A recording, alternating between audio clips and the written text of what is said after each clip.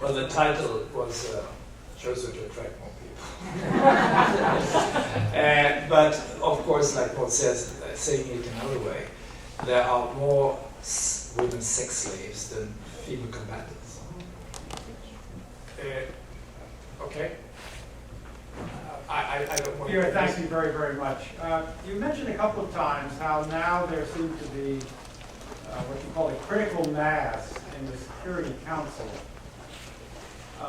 which gives reason for some optimism about follow-through, since there have been several decades without follow-through on 1325, also a Security Council resolution. What are the measures, or what are the measures for monitoring the Security Council's follow-through? How do we know that the critical mass includes the 5 permanent members who individually can stop any progress through self-interest? So say a little bit about the process of executing and monitoring through the Security Council. Well, with a special representative with this mandate of coordinating all the UN efforts for implementation of the resolutions, but also to work for pre-deployment training, to work against impunity, setting up, there will be a task force, as it states in the draft resolution, who will monitor all this. And there will be a report, regular reports to the Security Council. So it will be very much up to the special representative, how much fire there is in her or him, and to push through it. But the mandate, as it's written now, gives ample measures to do something really about it. So there is no way why someone can come in with a veto and get away with it, I would say. Yes, please. So good to see you, yeah. Violence against women can be a consequence against conflict among groups, different groups. And I was wondering, from your experience in Africa, can you talk about the nature of that conflict among ethnic groups and why it's so difficult to resolve, which if it could be resolved more easily and quickly, we might have less violence against women? Well, ethnicity is used, I mean, the experience I've had, the impression I have, also from the Balkans, that ethnicity is used for political reasons. I mean, it's not that people have lived of different ethnic groups close to each other for generations, all of a sudden they become enemies. Not like that. It is because of hate propaganda. And we saw in Cote d'Ivoire the impact of hate media. Terrible. It's very important that the UN has a UN radio in a peacekeeping mission to counteract hate media. But it's always, almost always, it is politically driven, policy driven, this animosity between ethnic groups, I would say. Do you agree? On Broadway last season was a stunning play titled Rooms. And the essence of it was a woman who's raped, and it's set in Africa, is victimized and has to survive on more than one level.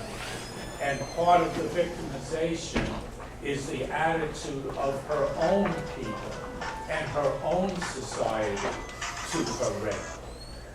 And I certainly hope and commend that the United Nations is going to do something on a broad level.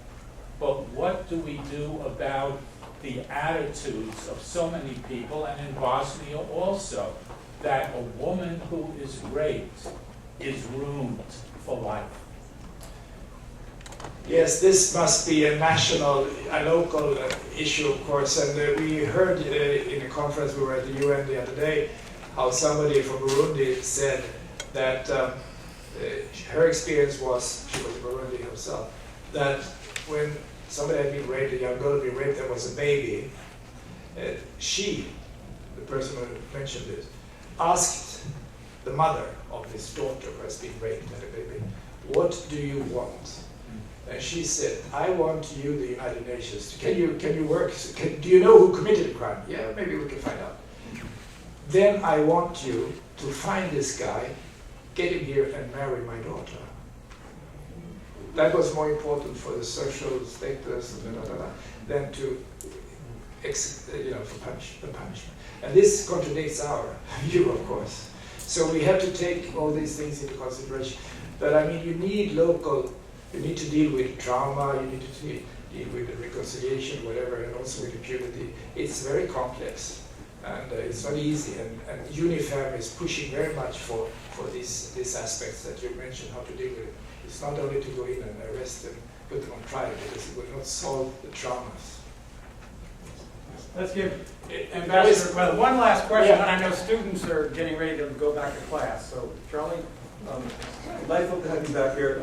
You mentioned the correlation between gender inequality and poverty, and I'm wondering if you could spell that out a little bit. What's the cause of that? Well, there is, I mean, it shows where there is gender equality, more gender equality, there is less poverty. It's a weapon for poverty reduction, because if you have active women in this case, then one could tell you more afterwards how you saw among refugees and internally displaced, you see passive men and active women, and therefore it is important also with poverty reduction. I get last bit because you had up all the time. Thank you. Just very concerned with the fact that the political solution umbrella is taken away from the United Nations and then undertaken by NATO, which have apparently their own agenda. I served there for 28 months, years ago. They are a completely different group.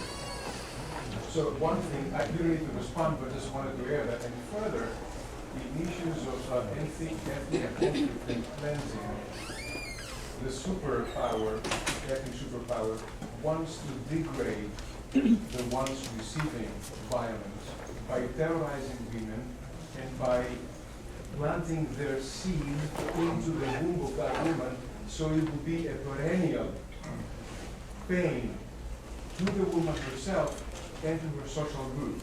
That's something that needs to be addressed, because a woman in that sense never gets rid of that pain or that stigma or miasma. It's true. And on the first thing, I can say that in Afghanistan, there are 3 different missions from the international community.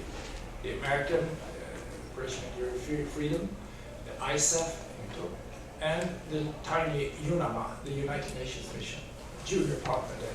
These 3 missions, according to our research, undermine each other because the population gets confused, especially when they're born.